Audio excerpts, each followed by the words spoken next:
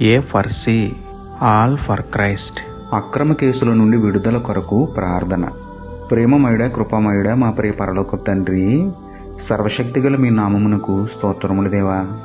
అయ్యా, కోర్టు కేసుల్లో ఇరుక్కుపోయిన వారిని ఒక్కసారి జ్ఞాపకం చేసుకోండి తండ్రి. తగాదాలు, కుటుంబ సమస్యలు, ఆస్తి కేసులు మొదలైన వాటిలో అన్యాయంగా పెట్టిన కేసుల్లోనూ, అబద్ధముగా పెట్టిన కేసుల్లోనూ ఇరుక్కుపోయి సతమతం అవుతున్న వారిని కేసుల నుండి విడిపించండి తండ్రి. అబద్ధ సాక్ష్యాలు నిలవకుండా, అన్యాయపు నిందల పాలు అవ్వకుండా మీ బిడ్డలను కాపాడండి ప్రభువా.